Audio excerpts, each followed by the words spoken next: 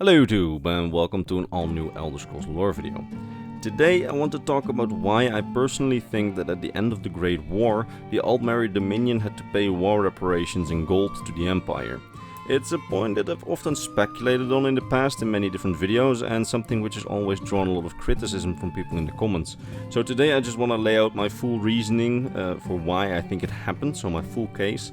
And of course, you're allowed to disagree and be sure to let me know if you do. But please do watch the video before you disagree, because I want to lay out my full case here. And after that, you can of course disagree, because it's very much up for interpretation. Anyway, let's get going.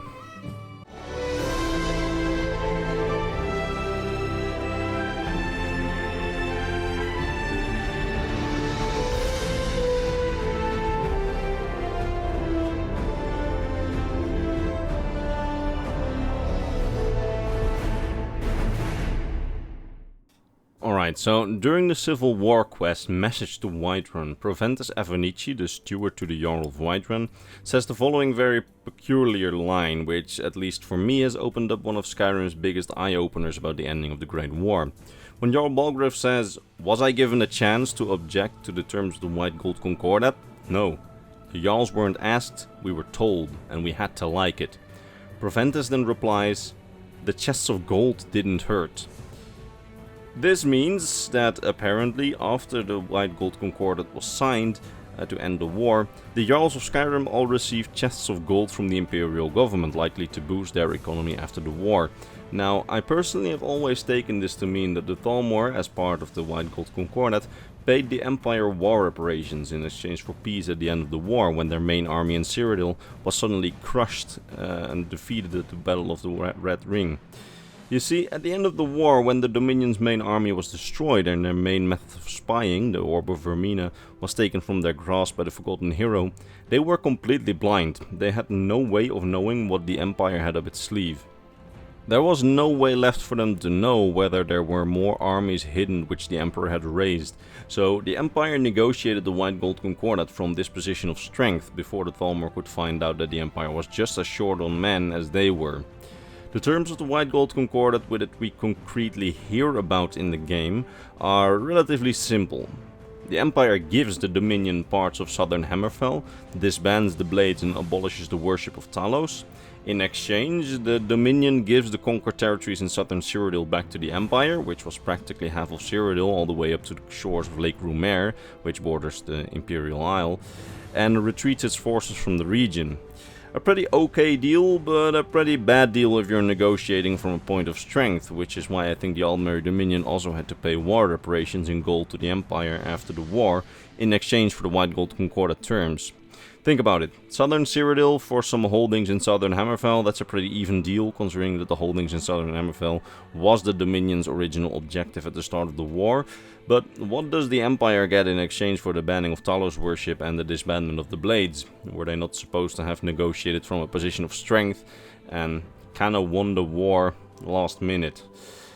So that's where I think those payments of war reparations comes in, backed up by Proventus' dialogue. However, several people in the comments have always argued that these payments to Skyrim's Jarls were simply bribes to take the White Gold Concordat and not war reparations to the Jarls, and to that I say, yeah, of course they're bribes, that was never in doubt. Skyrim was not hit particularly badly, so it wouldn't be high up on the priority list for war reparations. My case comes from where the money the Empire gave them as bribes originated. Think about it, when the White Gold Concordat was signed, the Empire was economically ruined. Half of Cyrodiil, its economic powerhouse, was destroyed in war. Basically one big humanitarian zone with many homeless and even more impoverished. A real crisis area. As was a lot of Hammerfell, which was still mostly part of the Empire at that time. And instead of sending the very little bit of money that the Empire has left at the end of the war, as we know that the Empire was extremely poor after 5 years of all-out war, instead of sending that little bit of money that you have left to your regions in need, your humanitarian crisis regions, you send every Jarl of Skyrim chests filled with gold. That makes absolutely no sense, at least to me. That gold, if the Empire was in such dire need, should have gone to the areas where the humanitarian aid was needed, where they needed to rebuild, not Skyrim, where the war didn't even come. if they needed to bribe the Jarls of Skyrim when the Empire was poor to just take the White Gold Concordat, they could have just used non-economical means to bribe the Jarls. I mean, they could have given them more autonomy to rule their own hold, or more influence over their own economies, or more trade rights, something like that, or less taxes. I mean, Skyrim would have likely been pretty heavily taxed after the war to repair Cyrodiil and those parts of Hammerfell that the Empire had kept, if the Empire had had no money to repair all those regions, which we know that they did not at the end of the war. So where did all that money suddenly come from? The only logical explanation to me is that some big cash injection from the outside of the Empire's own economy has entered the Imperial economy, causing for a gold surplus, meaning that the Jarls of Skyrim could be bribed at all with gold, instead of having to defer to other means to bribe them, or to force them into compliance if need be. So where did that cash injection come from? To me, it's pretty unlikely that the Emperor was just contacted by an Argonian prince with a few $1 million that he could transfer on an ATM card if he sent his credit card number to Blackmarsh, or that Morrowind was suddenly in a charitable mood. The only realistic explanation for such a massive inflow of cash after the war, that they could just send chests of gold to local lords in a non-crisis area like Skyrim, is that the Thalmor had to pay war reparations at the end of the war. So then the question arises, why, if these reparations happened, do we not hear of them concretely in the game, and only such an offhand mention is given by Proventus?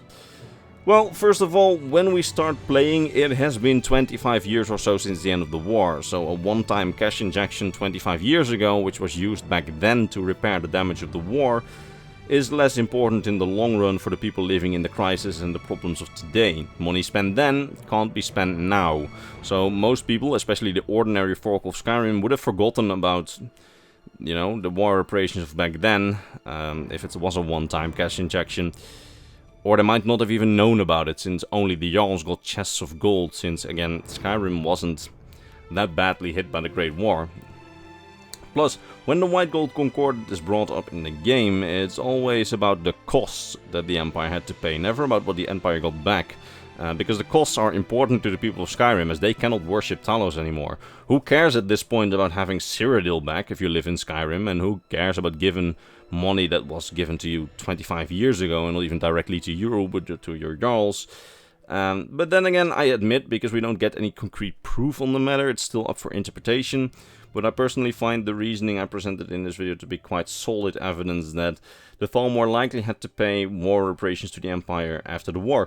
What kind of form these reparations took, so whether they were in the form of multiple payments over a couple of years or a one-time large payment after the war, I don't know, but there must have been some sort of payment directly after the war in order for the Empire to have the money at all to send to Skyrim, a province not hit that badly by the war, while their own economical heartland, Cyrodiil, was just completely in ruins and was just basically one big humanitarian crisis area.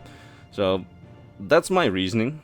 Let me know what you think, because again, this is all based on what I know of treaties and what I know of, you know, interpreting Skyrim dialogue.